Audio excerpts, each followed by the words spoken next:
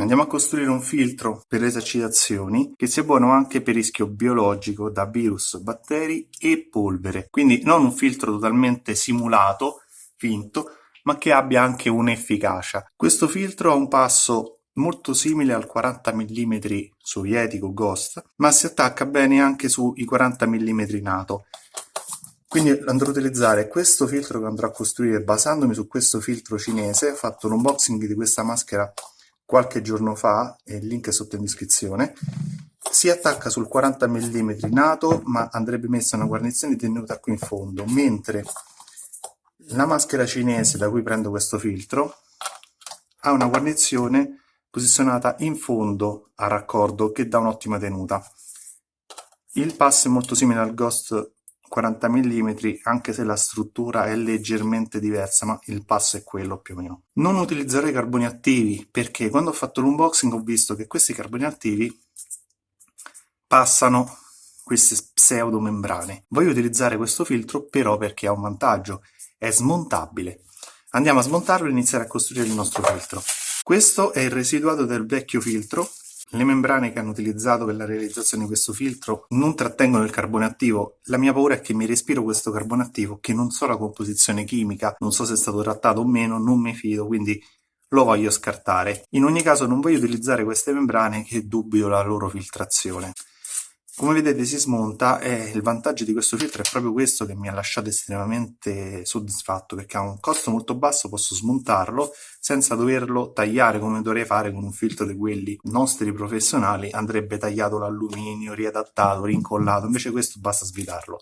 Butto il carbone attivo di cui non mi fido, andiamo a procedere con il lavaggio. Vedete, questa è la confezione ed è molto sporca.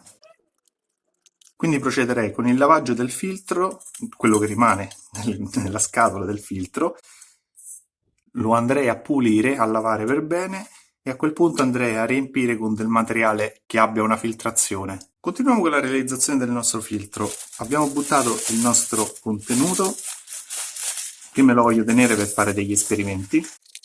Abbiamo lavato il filtro bene, disinfettato accuratamente in modo da levare ogni residuo. E questa è la struttura, come vedete, ha due strutture di compensazione interna per trattenere il materiale e una griglia esterna avvitabile. Quindi è perfetto per costruire il nostro filtro. Mi voglio basare per la realizzazione di questo filtro comunque con una mascherina fatta a conchiglie in modo tale da inserirla dentro. Andiamo a levare gli elastici. Allora, voglio inserire una base, la mascherina a conchiglie all'interno e voglio metterci una spugna, quindi andiamo a costruire la nostra spugna.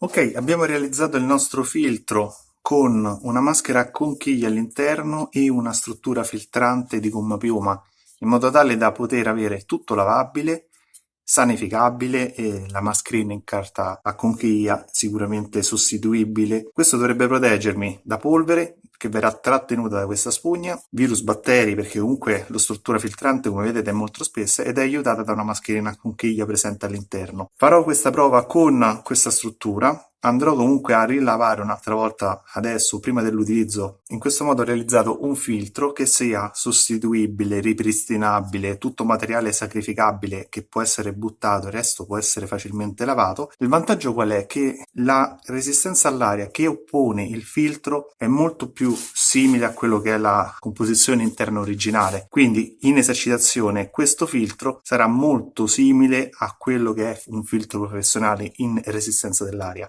mentre in protezione per le attività esercitative dà un'ottima protezione con materiali che abbiamo reperito in casa. Faccio questa prova con questa configurazione. Ovviamente la mascherina sarà sostituibile anche da una FFP2 FFP3 quando andrò a fare delle esercitazioni o addestramenti con altre persone e mi servirà una protezione superiore. Mettete mi piace iscrivetevi al canale e attivate le notifiche. Soprattutto commentate, commentate, commentate, perché la realizzazione di questi filtri artigianali può essere utile a tutti quanti, sia per le esercitazioni sia per la vita quotidiana. Commentate, commentate, commentate, grazie.